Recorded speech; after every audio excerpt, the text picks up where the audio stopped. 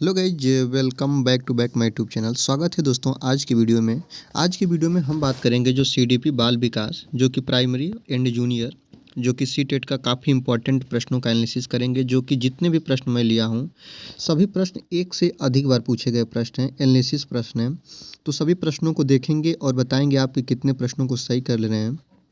काफ़ी तर्क पर आधारित ये सभी क्वेश्चन हैं, तो आप सभी क्वेश्चन को देखेंगे तो अपने अनुभवों की जानकारी आपको हो जाएगी। तो बिना लाग लपेटे, बिना टाइम वेस्ट किए हुए चलते हैं पहले क्वेश्चन पर। पहला क्वेश्चन है दोस्तों, एक बाल केंद्रित कक्षा में मूल्यांकन। ध्यान दीजिएगा, एक बाल केंद्रित कक्षा है। बाल केंद्रित कक्षा किसे कहते हैं? जो बालकों के प्रति उत्तरदायी हो, जो कोई भी कार्य बालक को ध्यान में रखते हुए करे। ठीक, मूल्यांकन की क्या प्रक्रिया, जैसे मूल्यांकन बाल केंद्रित कक्षा में की जाती है तो इसके मूल्यांकन करने से उसके क्या फ़ायदे हैं? कुछ सामायिक परीक्षाओं द्वारा किया जाना चाहिए मूल्यांकन।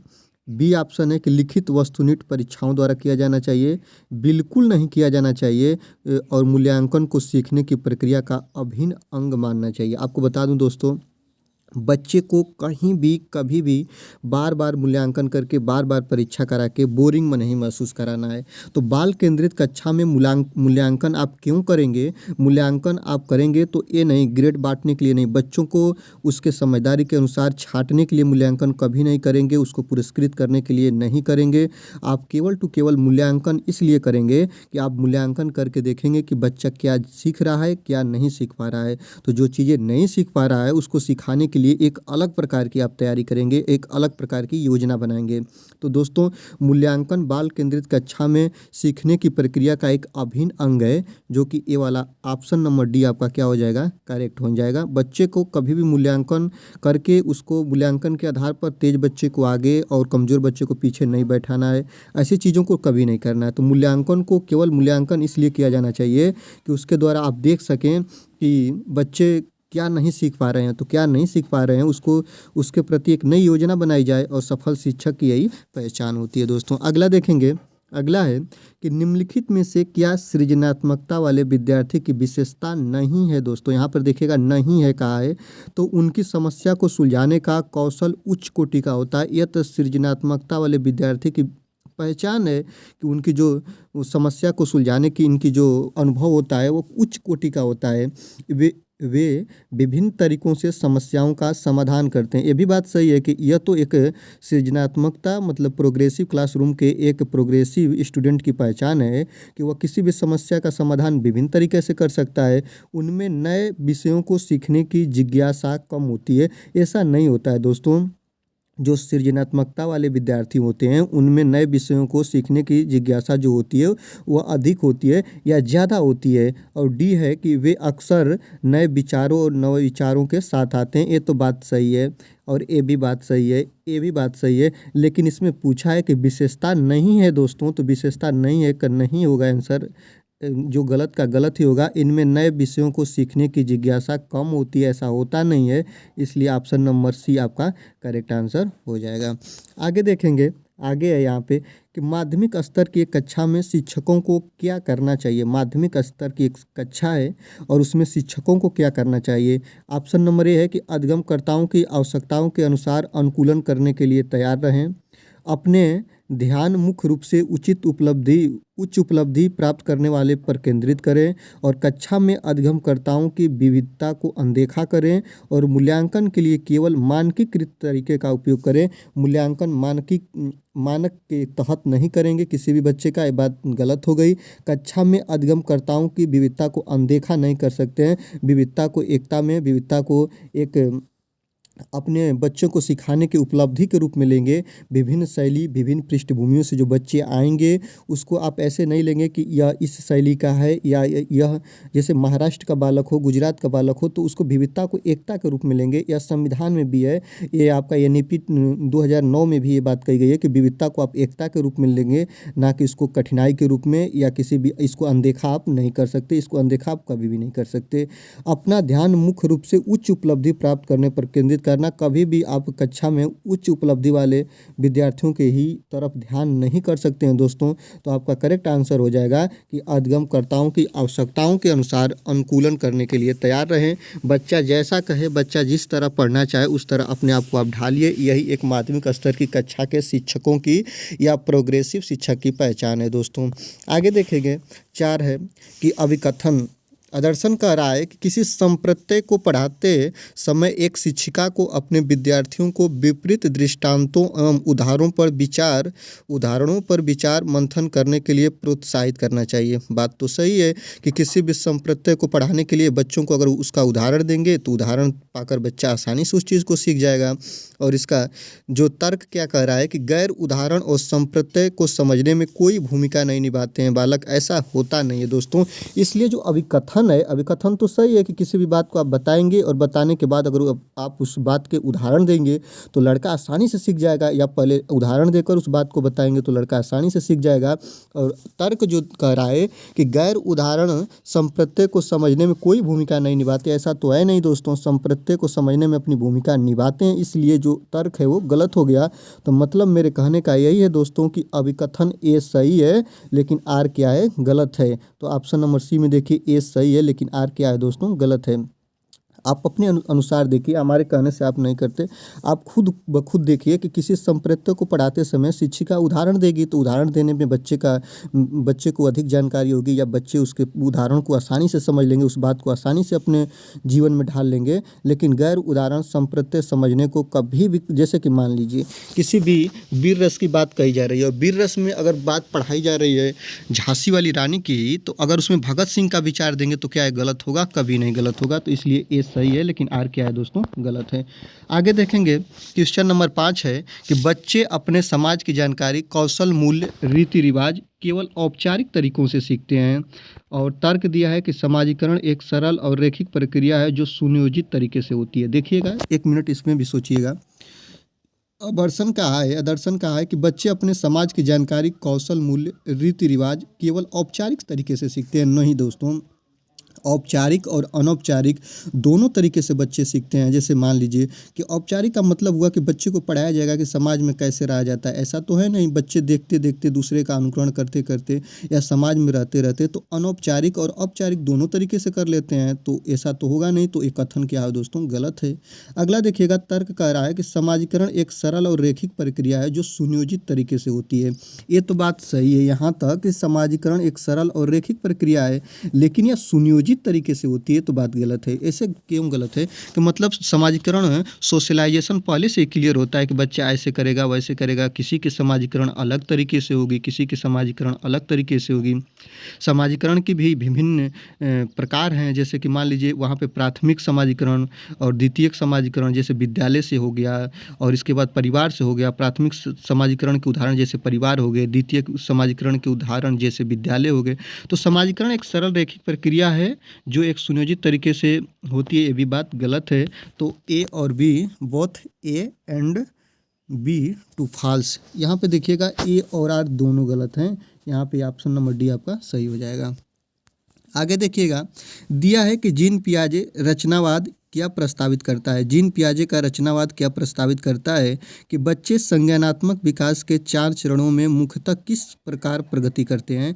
तो जीन पियाजे क्या कहते हैं कि वातावरण में अंतःक्रिया करके, ऑप्शन नंबर ए कि वातावरण में अंतःक्रिया करके।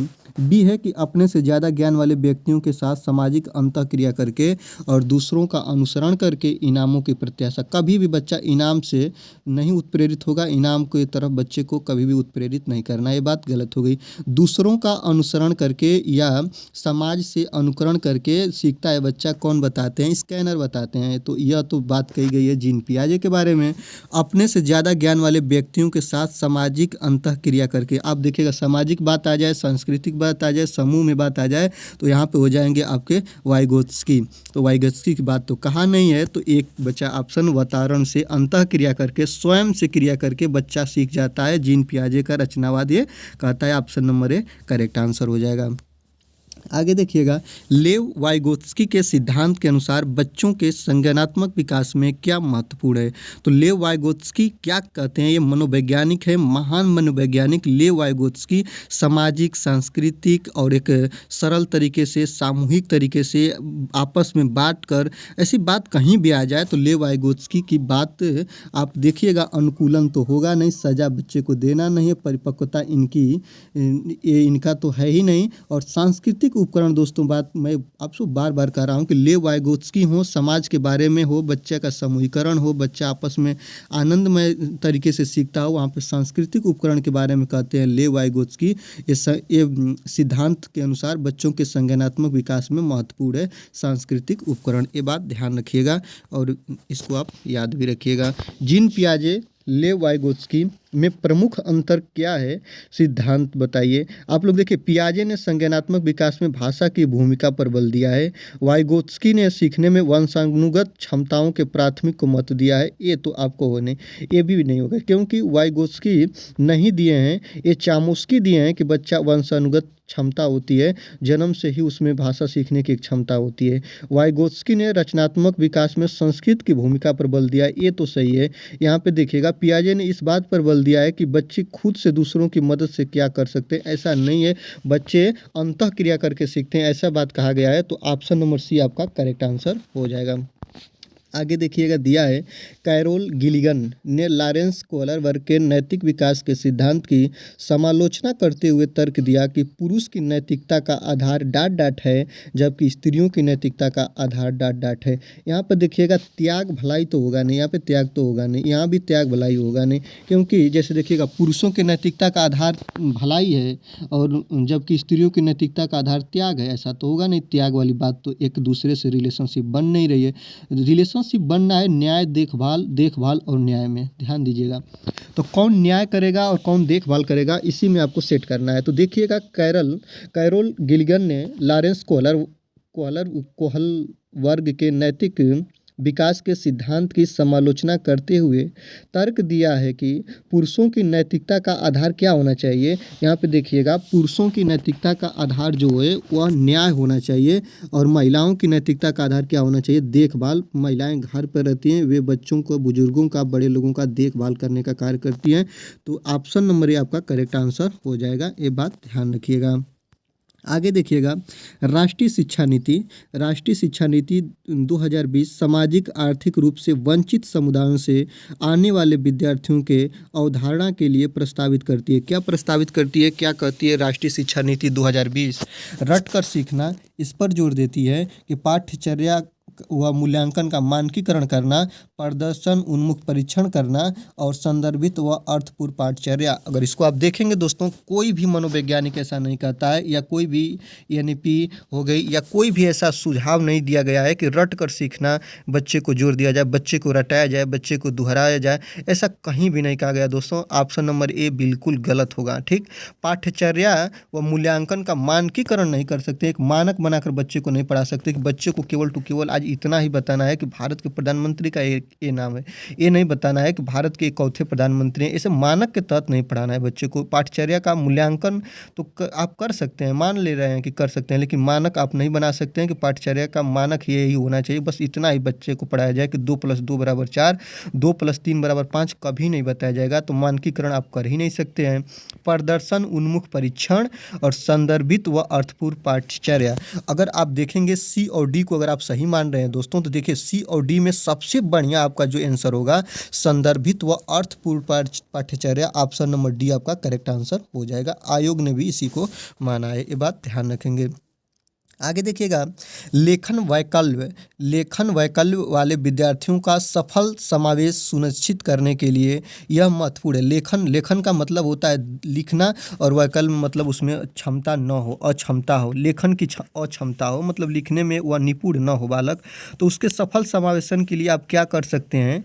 देखिए ऑप्शन दिया है कि कक्षा में ऑडियो रिकॉर्डर या लैपटॉप की अनुमति दें, ये तो बात कुछ सही है, पॉजिटिव रखते हैं। चलिए आगे देखते हैं, मूल्यांकन के लिए लिखित परीक्षाओं का व्यापक रूप से उपयोग करें। वो लड़का लेखन वैकल्य है दोस्तों, तो आप लिखित परीक्षा आप उससे कैसे करा सकते हैं, लिखने में वह अक्षम है। सादे अनियमित कागजों पर पत्रों पर लिखना अनिवार्य करें। ऐसा तो ही नहीं वो दोस्तों लिख ही नहीं पा रहा है, तो सादा हो या भरा हो या काला हो पीला हो इसका कोई मायने ही नहीं रखता है। दिए गए कार्य को पूरा करने के लिए अटल सीमा निर्धारित करना। आप समय से थोड़ी ना निर्धारित कर सकते हैं। अटल सीमा निर्धारित करके उस बच्चे को आप लाभान्वित कैसे करेंगे कि मान लीजिए 2 घंटे की परीक्षा है, 2 ही घंटे में आपको परीक्षा देना, आप कितना भी घंटा दे दो, जब वो लिखने में अक्षम है तो लिख कैसे पाएगा दोस्तों।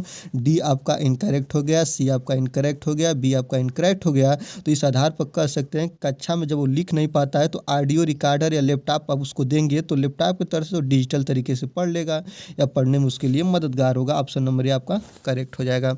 आगे देखिएगा, निम्नलिखित उदाहरण विकास के किस सिद्धांत की व्याख्या करते हैं। एक बच्ची चलने से पहले खड़ा होती है, चलने से पहले खड़ा होती है और बोलने से पहले बड़बड़ाती है।